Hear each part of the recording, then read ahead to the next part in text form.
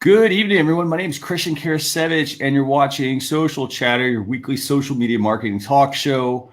This is episode 159. I can't believe it. Been doing this for 3 plus, almost 4 years now. I love what I do. And, we've got a great show for you this week. We have a lot of topics to discuss with you. We're not going to get to all of them. I can tell you that we have 10 plus topics. But myself, Phil Gerbyshak, my co-host, and Katie Miller is going to be our guest this week.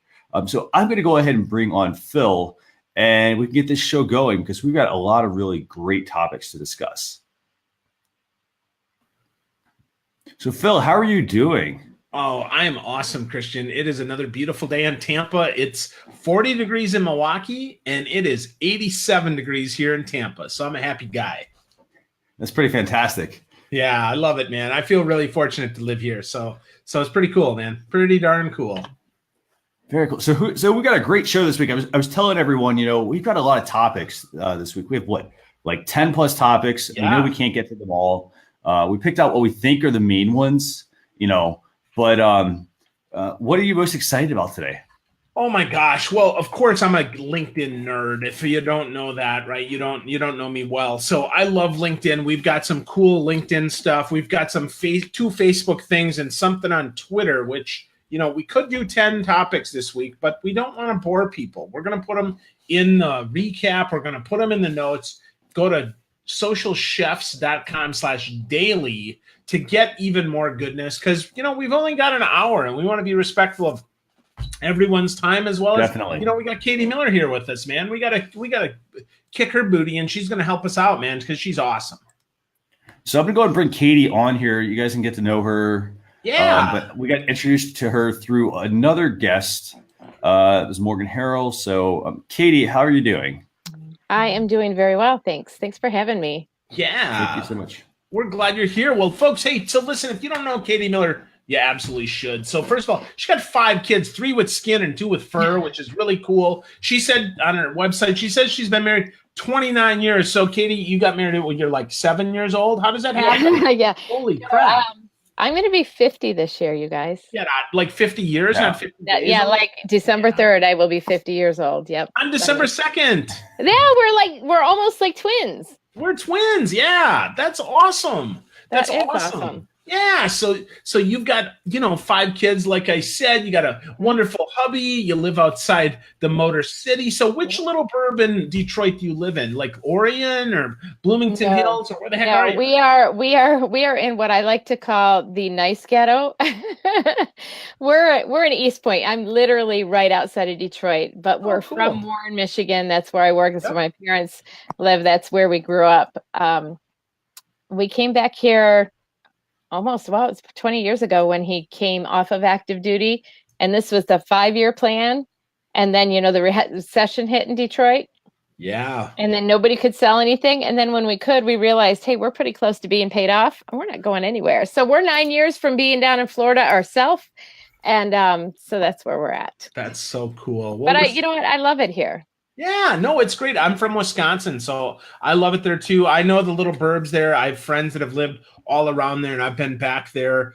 And one of my dear friends, actually, she just got a job here in Florida, so she's migrating this way, which is cool. So eventually, you'll be here too, Katie. That's fun. Absolutely. My goal is to be down like New Smyrna Beach area. Yeah, sweet. Well, we're so excited that you're here. You work with nonprofits, but you're business smart too. And we're just really, really excited that you're going to share some of your goodness with us, Katie. Awesome. Thank you. Yeah. So Christian, dude, come on. Can we please start with LinkedIn? Please. Because that's my favorite platform. I will say this. I am really excited about this. This is something I've been saying for years that LinkedIn and Microsoft needed to do when they came out, like when they made their partnership, official. But yeah, we definitely should start with that topic, I think. Good. So cool. So get this, folks. So Microsoft finally is integrating more deeply into Office 365. We know last year they integrated well into Word, but now, Christian, and I've been saying this for weeks, man, they're finally going to integrate into business corporate directories, linking the directory with LinkedIn which first it's just going to link, but I want you to think about this. If they let you log in now with LinkedIn, oh my goodness, imagine how much that's going to open up the universe to actually connect with people on LinkedIn and to quickly establish a presence so that CEOs can get their vision out there to everyone in the organization, because they'll be able to set up their own little microsites without much effort. So I could not be happier. And truth be told, I remember a long time ago when LinkedIn started out, it was tightly integrated with Outlook. So it's fun that it's finally back. So Katie, are you excited about this like I am, or what? I actually am when I saw that. And I'm not as huge into LinkedIn. I'm just learning the value of it on the nonprofit side, because prior to this, I didn't see a value to me at all. But I do now that I can do little videos and stuff. People can see what we're doing and potentially want to sponsor and come alongside of us because of that. And I think linking the two together just makes sense. So that was cool. Awesome. Christian, what about you, buddy? To me, so what I really like about this is, imagine all the people buying computers, people that are, don't have a LinkedIn account, or maybe they do, they just don't use it. So I think this can do a number of things. I think it can help Microsoft bring on more users. You get more authentic users, because then you know who the person is that's logging into the computer. I think then it will build out the number of users, and on LinkedIn, it will help people that have not checked it out in a while come back to it, I think.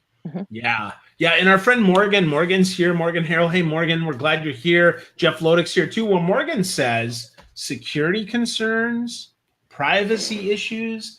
I think this is actually really big step in the right direction to be more private and more secure. And, because this week I've talked to a lot of people who I'm guessing, I don't know for sure, but I'm going to guess they've outsourced their LinkedIn account, and suddenly, poof, they're getting locked out because they forgot to update their cell number or the email addresses out there. So I actually think this is a big step in the right direction towards being more secure, less privacy concerns. And if you log in with LinkedIn now, it's legit. Like, it's really freaking you, as opposed to it's philgerb562452190210 at gmail.com. No. If you don't have real email, baby, guess what? Bye-bye. Stop faking us out with your fake email, because I don't want to talk to people. Just saying, right? So, I don't know. What do you think? I like this. What do you think? Any privacy, any security concerns? Katie, what do you think? I don't have any security concerns, but I love that you said that they have to use a real email. And that's something that we struggle with on the nonprofit side. I cannot tell you how many times that we will be doing an event or something, and we need emails to be able to communicate what we have going, what programs we have, how, we want to invite you back. I have had Mickey Mouse, I have had M&M, I have had some of these strangest celebrities at our events because of their emails. Why not give your real email? I don't get it. Yeah, well, I get it. I just hate it, right? Because if you give me your stupid Gmail account that you never use, then what the heck are you doing on LinkedIn? Like, for real. Like, go play on Facebook, right? Go in the Players With Yourself club. Go wear your Telly Savalas members only jacket, because I don't want you in my club, right? That's how I feel. So let's back up here, because Katie, on your website, it says that you've got 5 beautiful children. Why would you be surprised that I said that? Because when you said 5 kids, and then you went to the fur kids, I was like, got it, because I'm like, 5? Oh my gosh, I about had a heart attack going. I barely made it through raising 3. Okay. That's funny. Yeah. Well, I like to give people a little surprise, little fun there. You did it. Good. That's good. I'm glad. Well, hey, so Morgan says she doesn't use Outlook outside of your corporate job. Well, yeah, I understand that, Morgan, but here's the thing. LinkedIn is for people doing business. I get you have a Gmail account, you got a side hustle too, but really, when we really think about it, right, Microsoft is a corporation trying to make money, so they want real email addresses.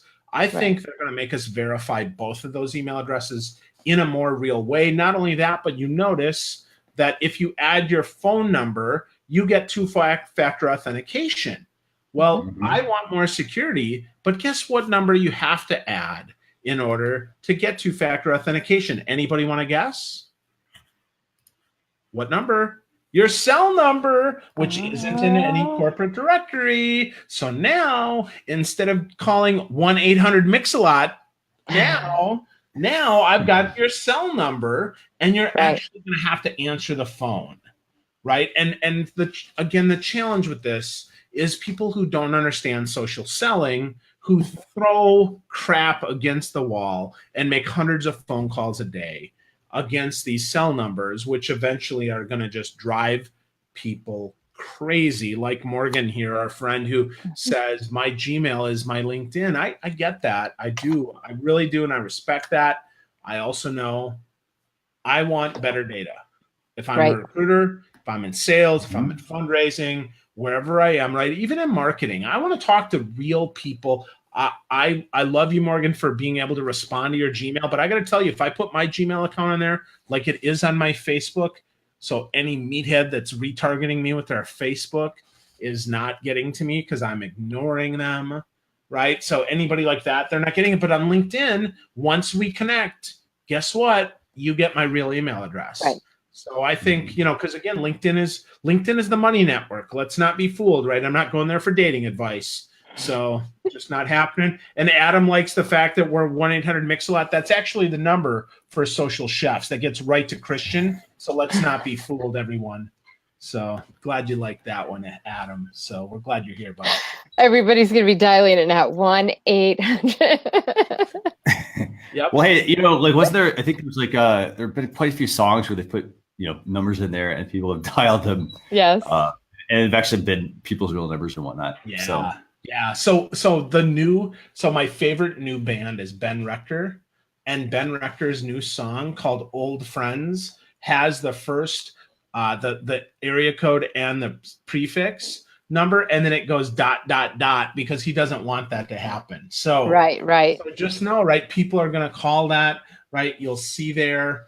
And it's fascinating. And Morgan, I'm sorry you get hit on so much. I'll only hit on you on Facebook from now on. I'm really sorry about that. I just want you to know. Christian, you too. No more hitting on you on LinkedIn, okay? So, yeah. All right, gang. Yeah. Yeah, for sure. So where do we want to go? We got 2 Facebook, 1 Twitter. Dealer's Choice. Yeah, there you go. Rob's got his number up. Yeah, Dealer's Choice. So, Katie, what do you want to do? You want to do Twitter or Facebook? Go Facebook. Facebook, Christian. Which Facebook one do you want? Facebook. Let's talk about let's see what we got here. Let's talk about this one. This is the Facebook's adding more choices for video ad buyers. Yeah, baby. Another good topic. Yeah. So, Katie, are you guys using any video on Facebook at all? We as a nonprofit and on the church side, we have not done anything with videos per se, a little bit here on the page, but nothing as far as an ad. We have purchased straight up ads a couple times, and they actually have done pretty well for us. Okay. But we have not. It is something we've discussed in staff meeting recently, and I'm hoping that we will start doing that because I think it's relevant, and I think it gives people an actual face and personality rather than just a picture and words, and it's important. Totally. Yeah. Well, and previously they just had this annoying 3-second thing, which a lot of my friends said, if you interrupt my video, I'm not going to watch it. I'm not going to watch the rest. But I'm going to tell you, most normal people that aren't in marketing are absolutely going to use that. So we're going to put in our video, Jenny 867-5309, call me. And then if they watch the end, this new ad gives us 15 seconds so we can watch the end. And Rob, dude, my first website was all about the 80s. I got your joke. I just punked you back. So that was good, Rob. Nice try. But so the thing is I think this does offer some more, some stretch, because it's hard to be at all relevant in just 3 seconds. I mean, goodness gracious, right? It took me more than 3 seconds to say socialchefs.com/daily for your weekly awesome social media sauce, right? That's hard. So hopefully, this gives us more. And of course, it rolls out first to the big, highly verified, big video companies. So we're going to see Nike and Kim Kardashian and all the big brands are going to play with this. But eventually, right, it's going to roll down to small business owners offering more creative. And I bet they also release a better video studio for us, because that's hard. I mean, I don't know, Christian, how hard is it for you to make video for your small business? Video takes a lot of time. I mean, it has to do with, coming up with a creative vision. Once you come up with that vision, then you have to, storyboard it completely out. There's script writing usually involved. I mean, like our show, for example, this has evolved. It's not been, we didn't just start off like this. So it's always been an evolving process, and video is the same way. The first ones, you kind of have to push the envelope to keep things fresh and new and exciting. So, it takes a lot of time. Yeah. And hopefully, Katie, for you, right, that they roll out some video studio tips of stuff that actually works, right? So they have the data. I don't know about you, but I hate guessing what might work. I want to know what does work, right? Right. And I think that's kind of what we're waiting to see on some of these is, what are other people doing and what is working for them? So for us, I mean, on our side, it's a totally different side than anyone else. We've actually meet with other nonprofits and other churches in the area, and we ask them, what are you doing? What's working? What's not working? What would you do different? And it's been really good for us. Awesome. So Christian, so we should play with this, man. As this goes, we might be able to advertise some cool stuff. Adam says, hey, we should start with audio flash briefings, which I think is great, but you got to add some dynamic to it, right? So make it video, for 3 seconds, right? You could have the sound wave pop up, or, you could make an animated GIF that flips across the page, right? Like you could have like Ali Alpaca here from Talk Triggers, flip across the screen. And that could be really fun too, right? And say, go to talktriggers.com to buy Jay Baer and Daniel Lemon's new book. I mean, that would be kind of cool too. Just quick audio with quick video.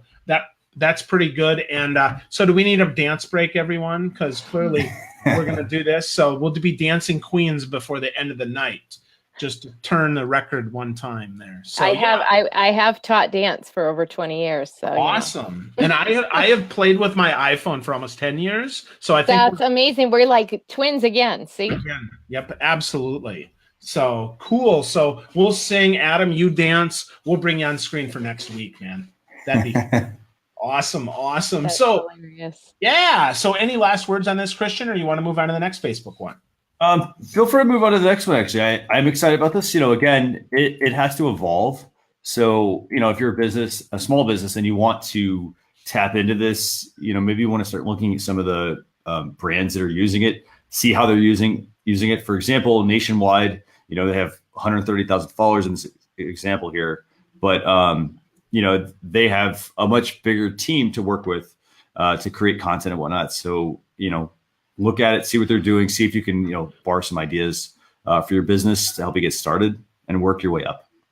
Awesome. Yeah, good stuff. So Katie will dance, I'll sing, and Christian, that means you've got to play beatbox. Got it. So that's good. So that's awesome. So Rhythm is a dancer. We can do a little snap there.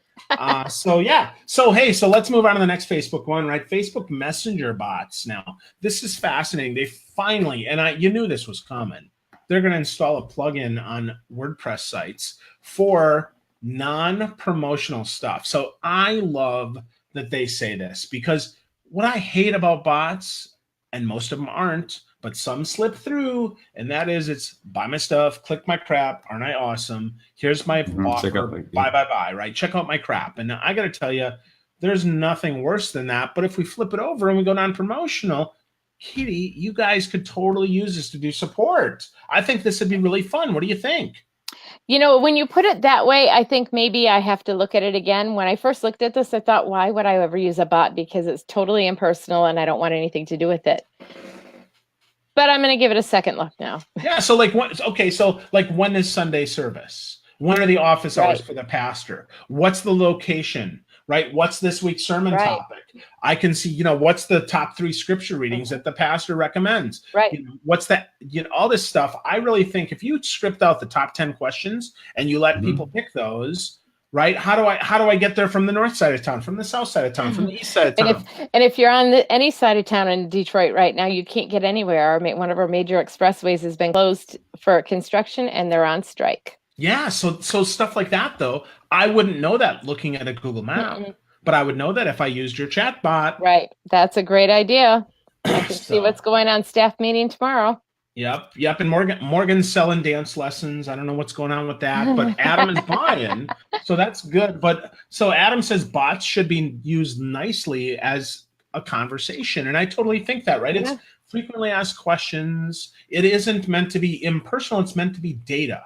Right. And I think that's the big difference. We're not trying to psych you out like some of these things. Like, you know, Google came out with a bot a couple weeks ago that said, hey, we're gonna make phone calls. No, this is really a Facebook bot is for information that, frankly, you know, I mean, truly, if at 3 a.m, if I want to go to church and I want to know what, you know, give me a link to the latest sermon. Well, do I have to talk to you, Katie, for that? Or can I just click a link that says, hey, give me the latest sermon link, and then bloop, here it is. Right. And since we're already trying to drive people to our website because we have every sermon on there in the series, that's just such a great tool to drive them back there. Yep. And then you can retarget them. You can do some messenger ads. I mean, there's a lot of potential here. So Christian, what about you, man? Are you going to use some of this here? You're going to play around some messenger bots? I definitely think messenger bots are something to play around with. I'm not going to say everybody should be all in on messenger bots. What I think is going to be useful, though, if you think about this, you know, Jessica Phillips, she's been on the show quite a bit, good friend of mine. You know, she always talks about relationship marketing, and with, you know, messenger bots having multiple personas, people are going to be able to have chats, you know, with different bots. You know, people that have different personalities, people that handle things different ways. Facebook at the moment has set this up to where you can only have one. It says only one person persona may be used by a messenger bot at one time. So if you put that in the context of having a relationship with somebody, you know, one person is going to have one type of personality, another person, you know, in real life has a different one. Hey, let's apply this to bots because we know we're going to have more automation at some point. But you do have to have conversations. You know, you do have to think these out. Like I said, with video, you have to storyboard. Bots are the same way. You got to storyboard how you want them to act, how you want people to be able to, you know, respond to them. So I'm excited about this feature. I think it's actually a really good step in chatbot evolution. Totally agree. Right. A customer service bot. You could have a pray for me bot. You could have a get money bot. You could have an order status bot that, you know, asks you for data points so that you can pull up an order. There's lots of opportunities here. And the multiple personas is really the key, because to your point that you made, Katie, so well, it is impersonal unless we know who we're talking to. Yeah. So if I know you want customer service, if I know you want directions, if I know you're are you a member or not a member? I mean, holy cow, we can segment this out and be more relevant. And I think that's really the key, right? Because everybody wants relevancy. I don't care if it's a bot or not. I want it to answer my question. That's really it. I think that's why people are so resistant to bots. And Rob talks about translation of different languages bot. Yeah. Awesome idea. AX Semantics is doing some of this already with real-time translation that you'll be able to eventually store inside a bot. I mean, just be ready, because Rob, that's a great idea and that's coming fast. So be ready for that. Let's face it, if you're reaching out to somebody on Messenger, you have a question, you have an issue, you have a need of some kind, and you want it met. And we're in a society that wants it met like right now. And so waiting for somebody else to respond, a real person to respond, isn't always satisfying.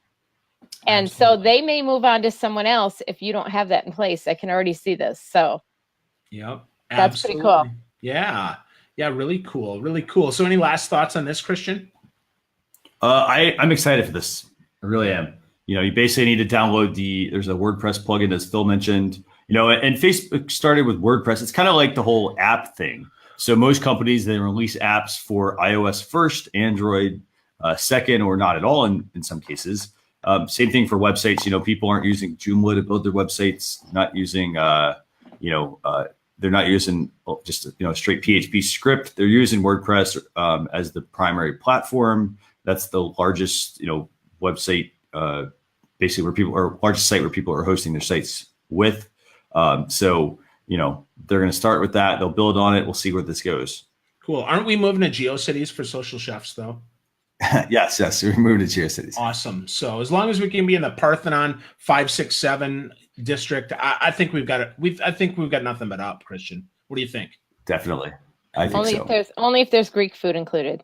Absolutely. Opa! Right outside, down in Greektown in Detroit, right? We could go there. Absolutely. Awesome. And Adam's all into Alexa. So one of these weeks, Adam, we'll talk about the Alexa bots. We've love Alexa. We've had Ross Brand on before. We've had because he is the king of this sort of stuff. We'll probably bring him back on. Adam, if this is something, send us a private message here on the Social Chefs page. We'd love to talk more about that. So we can, maybe get you on the show, man. So, because that's really good. Definitely. A lot of potential there. Definitely. And yeah, Morgan's dance company is now on GeoCities, and Katie, you're the ringleader. So apparently, yes. We'll move there soon. So awesome.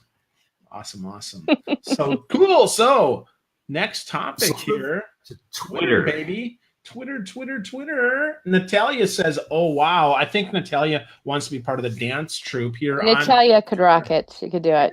Yeah, awesome. So publishers on Twitter can now monetize videos viewed by, get this, global audiences, because now we're talking about monetizing video content, but also it means that we'll be able to then advertise better on here, right? And we'll see that shows now that might have been bound by borders might be larger. So, I think this offers things up, right? Maybe some less content control, perhaps. I don't know. A lot of options here. So, Katie, what do you think? Twitter is not my biggest jam. So I'm going to take the back seat on this one and watch. You know what? Here's why. Here's why. Until recently, I like the Twitter chats, and that's where I see a lot of interaction.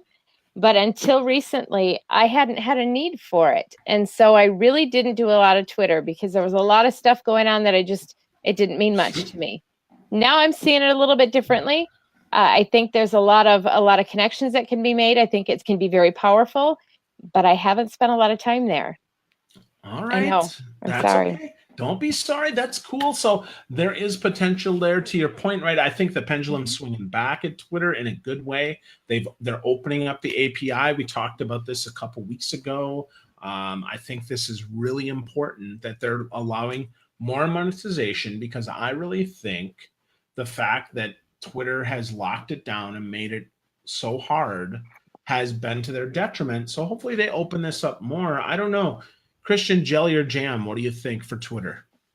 I like this. Again, here's the thing. Anything that can help you, it's not about selling more, even though sales are super important for business, it's also about being able to interact with your customers and get in front of them, with your message. Having a strong, cohesive message, by the way, is important. So I'm really glad that they're finally letting you monetize organic video content to everyone that is, that's your followers. I think that's really huge. I think that, as you mentioned, Twitter's definitely coming back. I still hear from people all the time, hey, I don't get Twitter. As Morgan mentioned, wait, Twitter isn't dead. A lot of people are wondering, is Twitter still valid? And it still is, depending on, what your content is that you want to get out in front of people. Every social media channel needs to have a unique message that you're putting out. So you don't just take the same content and spam it across, 4 different networks. You need to, change the message. On certain sites, it might be fun and playful content. On another one, that might be, hey, Twitter, that's where all my news is going to go, for example. Mm-hmm. So Good big points. update, I think. Yeah, totally. Big update. Definitely not dead. I mean, if Elon Musk can get fined $20 million, so someone can, from a tweet, the fact that it's a bit of a news source, like Adam says here, right, because nobody can define it. I think it's a news and a connection source. And if you're a small business and you're looking to get some press, you need to be interacting with your Twitter. local, you need to be interacting with your local writers, your local journalists, your local TV crew, because that's where stuff is there. And Rob makes a great point here. Twitter's a water cooler, right? We're going to see if that happens and if that shifts over to Instagram or not, because, I can tell you, I was at an event last night with a bunch of folks that are younger than me, and they're all sharing their Instagram handles, which is interesting. And this week, now Instagram gives you like an Instagram business card. They've got a little sticker they just launched today that you can quickly scan. So Instagram, again, is trying to quietly kill Snapchat with that stuff. What are they calling it? Go ahead, Phil. They're calling it Instagram name tag. Oh, so I can wear it on my chest like a badge of honor. It's a scannable code, yeah. Awesome. So I'm gonna get that. I'm gonna get a tattoo right here. Bill Gurr, right baby. there, right there. Yeah, part of the people. Yeah. Or you could just make it your lock screen on your phone, by the way, too. Oh, good. Yeah. That's perfect, because that'll go around, and as I'm handing TSA my phone, they're gonna be like, "Hey, nerd, why are you calling yourself this? That's not your name." So, but I think it's interesting, right? We will see what happens. Right. I think because Twitter had some bad press for a while, and now it's Facebook that's getting some bad press. So maybe Twitter's, primed for a comeback. But I think this really helps. I really believe anytime you open stuff up to people see more possibility and say, maybe I should look again. I mean, Katie, the fact that you're thinking, maybe we should play with this. Right. I mean, that's big, right? And I think that's what happens as they move stuff. Well, you guys mentioned that we should be interacting with our local news sources, and I don't know why we haven't. Yep. Well, we have a local newspaper writer that does stories for us often that I interact with on Facebook, but it never occurred to me that we could be on Twitter. Why, I don't know, but yeah, breaking news, right? And the light just went on. Yeah, and the key is you want to be a source, not just the story, right? So sometimes it's good that, if there's a challenge with homeless people, I bet you guys do stuff for the homeless people. So you could be there for a comment, right? You could be there for a comment. You see that, that Christian is your newspaper editor, and you say, "Hey, dude, I see that you're running a story on this. Do you need some more sources? How can I help you?" Yeah, I mean, we're feeding over 300 families every Monday. So we have relevance. So definitely. There you go. So cool. And yeah, Rob says very, very clearly, the way to succeed is to respond to people on Twitter. And Rob, of course it is, because it is about conversation. Let's be really clear. Farting out the wind and hoping people pick up your scent is not going to work. You got to respond to people. If you're not talking to me, I'm not listening to you. I'm sorry, right? Use my name. That's what you got to do, right? I've got a story, and at Rob, you should check this out, right? So I think that's really key, and I hope people start listening to that. I think that has to go for more than just Twitter, though, that you have to respond on all levels of social media, or you're not social.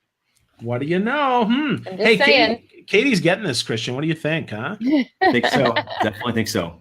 Awesome. And Melissa, we'll just real quickly cover this, because Melissa says that because Snapchat deletes as you go, that's the only reason it's good. Oh, yeah, right? I mean, that's also what makes it super weird. I totally agree with that, Melissa. Now, the thing is now you save it for 24 hours.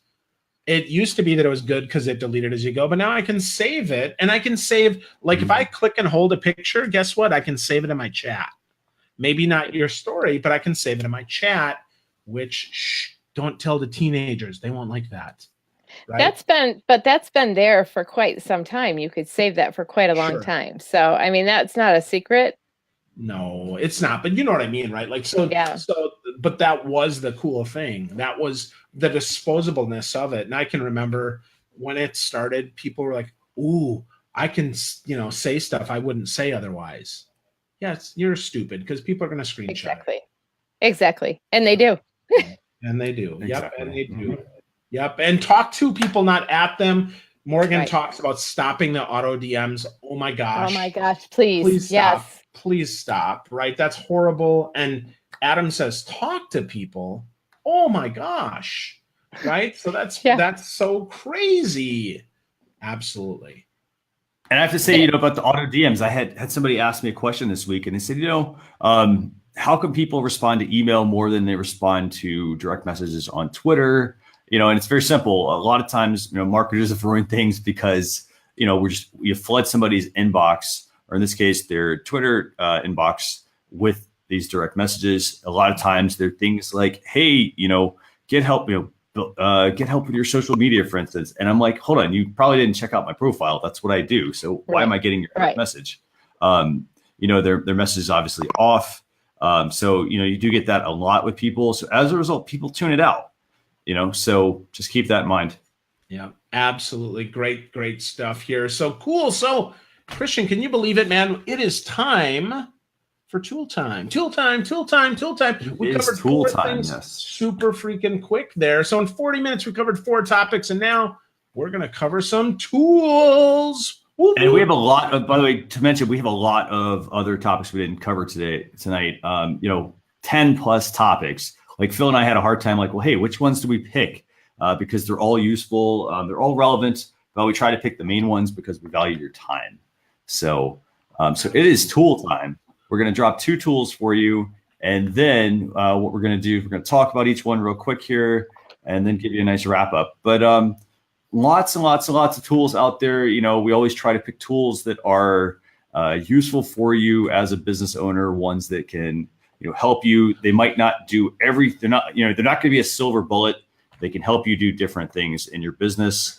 The first one that we're going to talk about tonight is called PostMuse. Have you checked this one out, Phil? Yeah, I did check it out. So I like the fact that it is an awesome image editor for Instagram, which means I can use it other places. I think that's really cool. It's super quick, super friendly, makes it real simple for us all to use. What I also like, and this is not always the case, is they have one for Android as well. So sometimes, sometimes that gets us. Sometimes, we end up iPhone because let's be clear, it's not just because we think iPhone is superior, though it is, but it's also because, you can put that Samsung piece of garbage away. I love this. Yeah, that's okay. We like you anyway, Katie. But no, it's also because it's a stable operating system, right? Because there's multiple flavors of Android out there, right, which is why they develop on iOS first. But anyway, so this tool, PhotoMuse, editing photos for Instagram, is really slick. I mean, it helps with your stories because I can tell you, I don't do Insta stories because I'm Insta boring. So those don't really help me much. But this could help me. This could help me be as cool as Katie. So Katie, you play at Instagram at all? I love Instagram. I just probably since March or April, I started making a concerted effort to move over there more. I've been a Snapchat baby for about 4 years and I loved it. And I'll be honest, I'm very comfortable there and I rocked it pretty well. I think in my own little circle, I liked it. But Instagram, I see differently. And I'm seeing some real great tools there. I like the communication in there.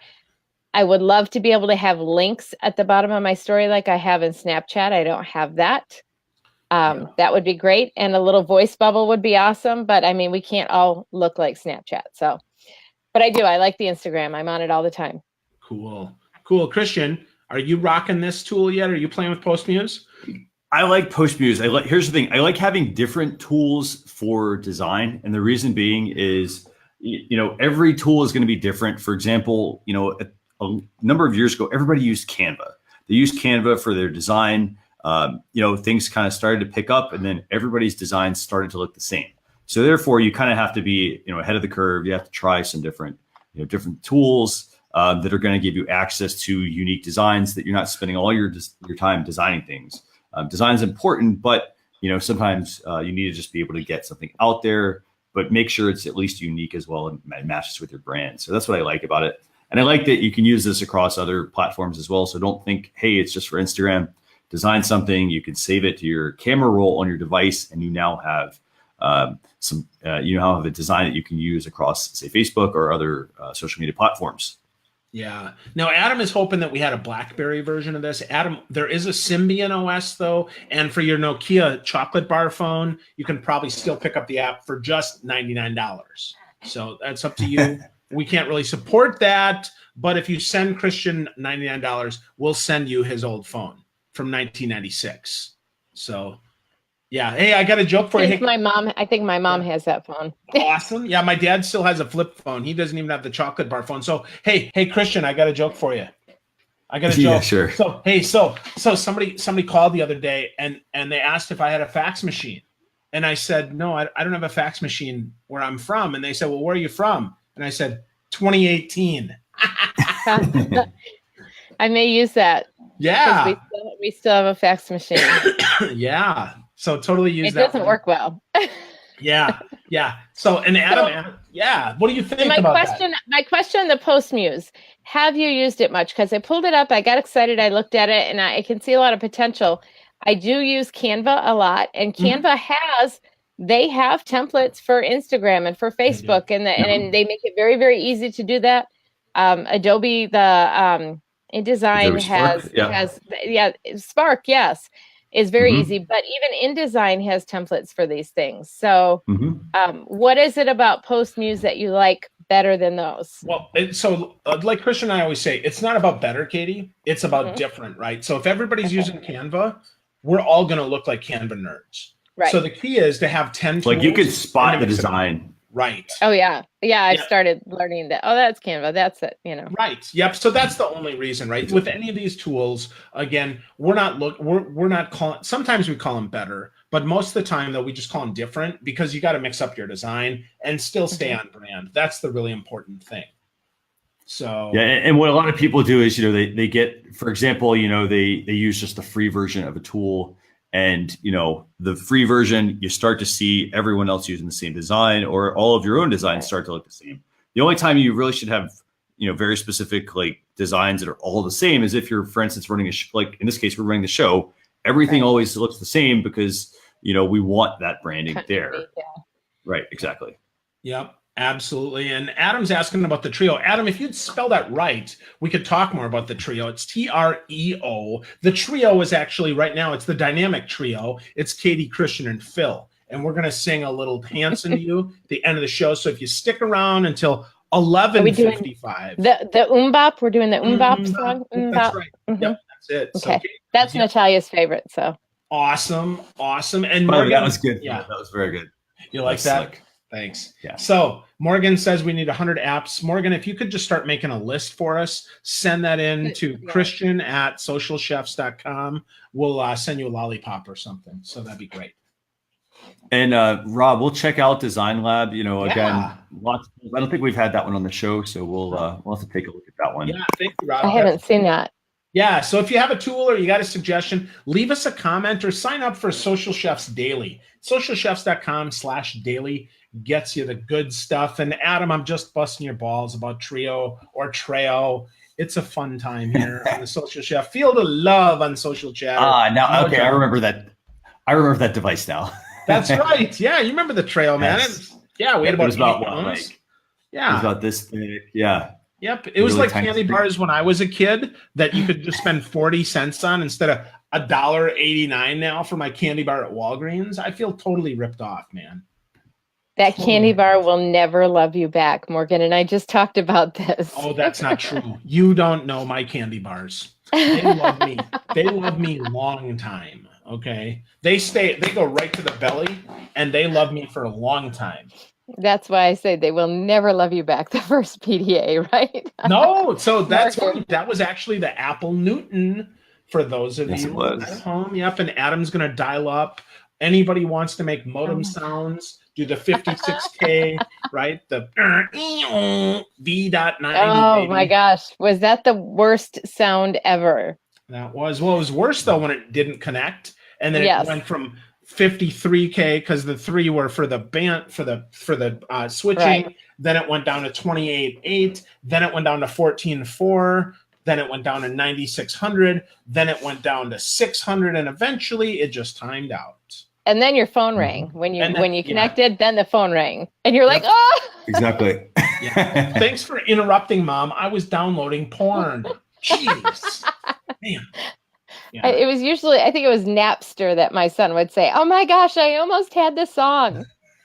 Yeah, Absolutely. Yep. So we'll be setting up a LimeWire playlist a little later. Oh my gosh. For those of you. So, yep, it'll have Jenny on it, little mbop. We're going to be rocking the playlist. So stay tuned for that. Again, that'll be in another hour. So be here. Yeah. So let's move on to the next tool, right? Because we could talk about crazy stuff. I could be pulling up my, what was the first big MP3 player that I had? Oh my gosh. It was 20 gigabytes. It was Diamond Rio. Yeah, it was the Rio. That's what it was. Yeah. Diamond Rio is a band. 5 gigs, I but think. Yeah. But that was bad. Yeah. The band Diamond Rio. I remember that. Yes. Yeah, and they still play. They're good. They're friends with Do my they really? Oh yeah, they're good. Yep, Wow. they still play. So yeah, so high speed now is slow, Rob. It's not, and we all know that it's not. But if you've never been around it, right? Some people, they live in the microwave generation where the microwave takes too long. So we're glad for that. But now let's outsource some stuff. Woohoo! Tasko. Tasko. Tasko. And I'm gonna let Phil, I'm gonna let you kind of tell people about this one. You know, you and I talked about this. You know, it's hard to sort of wrap your head around what this does. You know, why it's different from, you know, going with like a virtual assistant.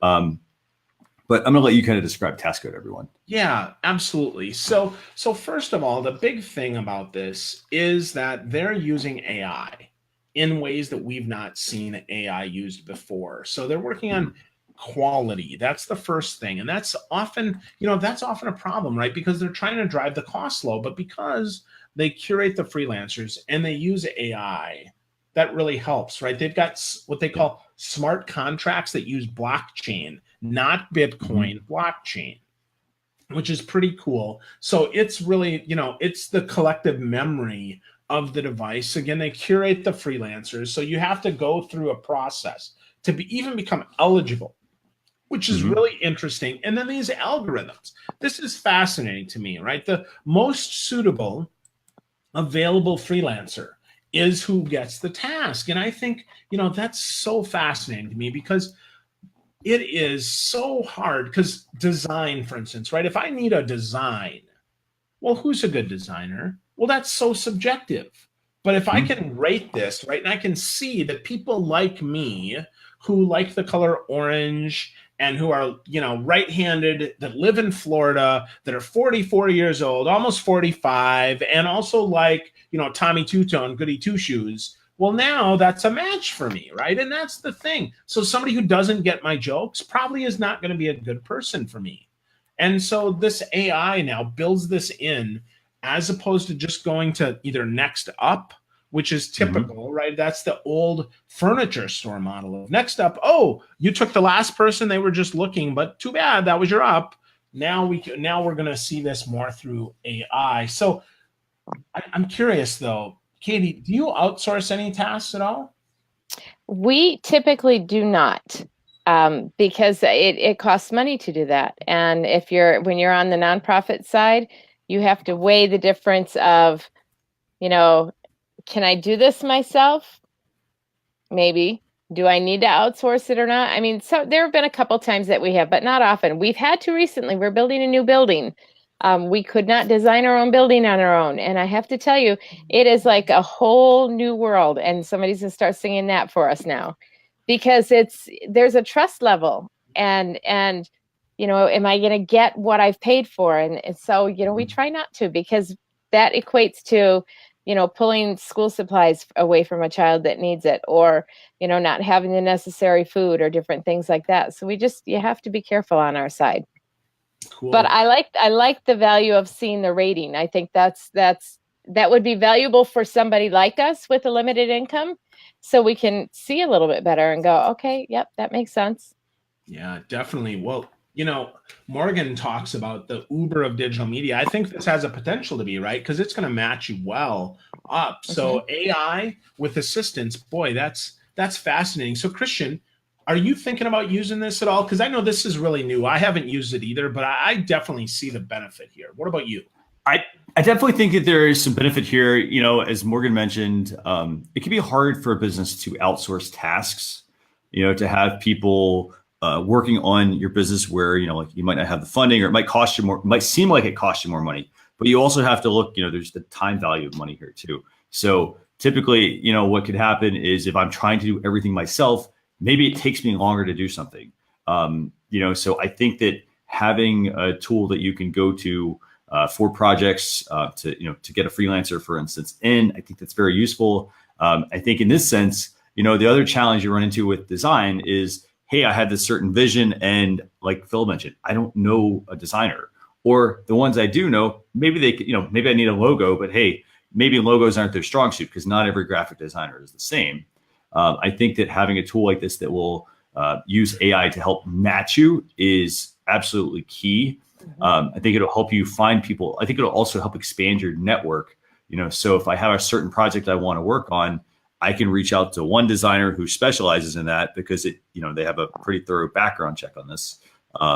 Versus, I can have someone else who does, website design. Everyone else, it used to be like years ago, oh, who needs to design a website? Well, anybody would design a website for you, but you never knew what kind of quality you were getting. So I think this is going to be a useful tool using AI to help filter out some of the, people who don't have the background necessarily in, the area that you need to help with. And I'm not just talking about graphic design. This could be anything you're doing in your business.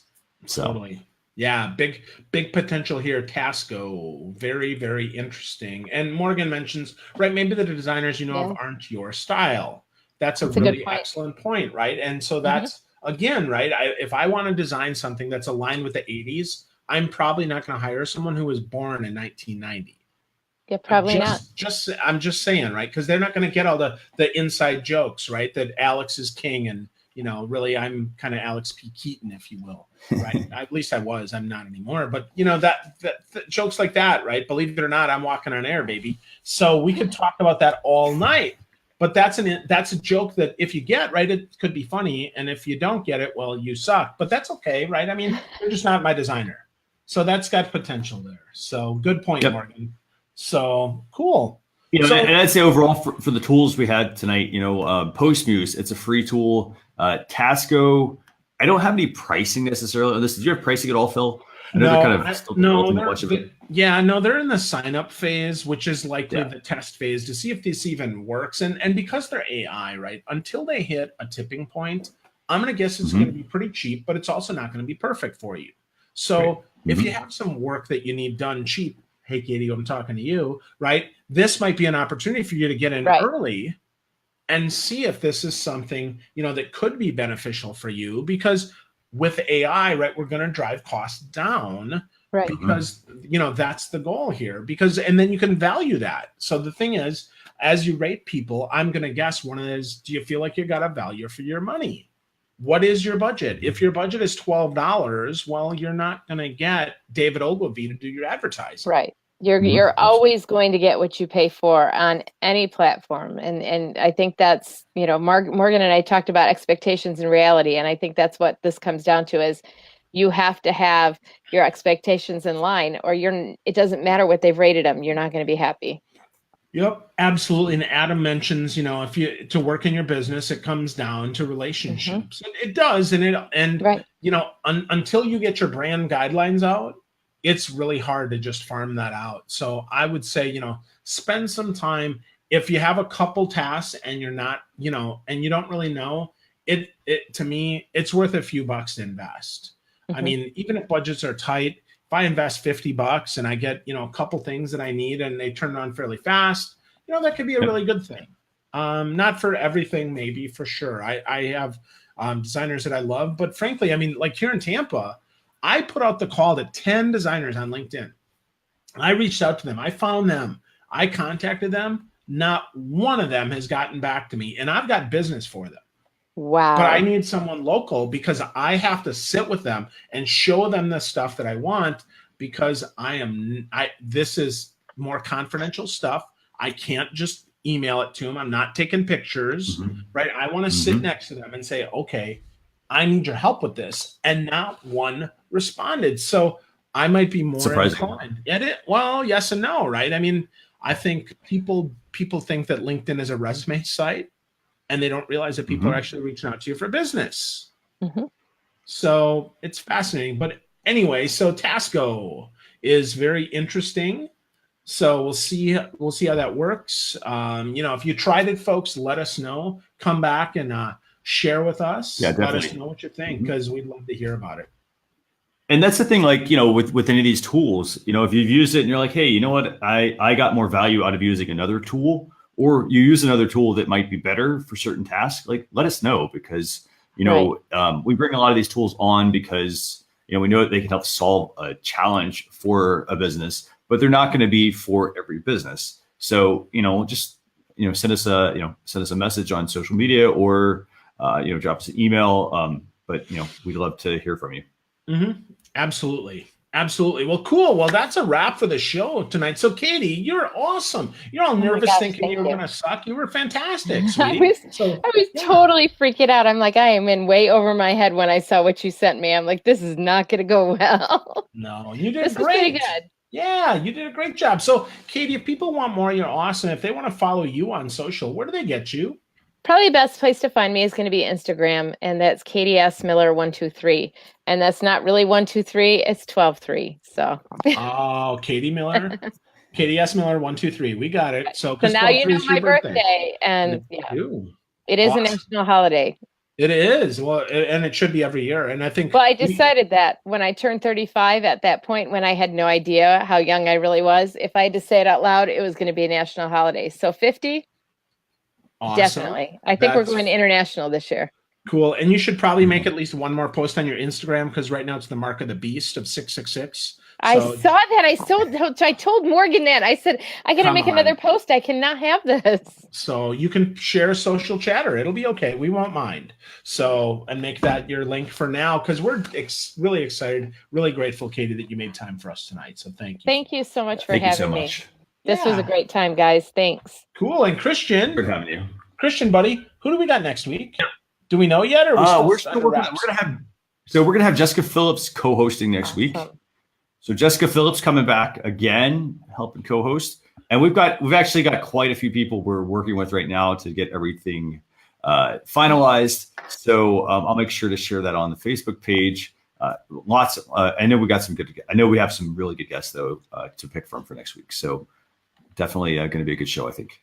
Awesome. And so as we're wrapping up here, so Katie, what if you were gonna take it out on a song? What would be your walk-off music? What would it be? My walk-off music? Yes. Yep. It's usually going to be something by Fall Out Boy. Ooh, I like that. So what's your favorite Fall Out Boy tune? My favorite Fall Out Boy tune? I have two of them. My old favorite Fall Out Boy is Chicago, So 2 years ago. But my new favorite is off their new album, and it's Wilson, Expensive Mistakes. Nice. A little Fall Out Boy. So put that in your head, everyone, because we can't afford music. So you got to sing it in your head. We're taking Katie out with some Fall Out Boy. Always. Good stuff. Katie, thanks so much for being here, folks. We'll see you next week. Good Thank stuff. you. Everyone. Bye, guys. Bye. All right, we off? No, we will be. Okay.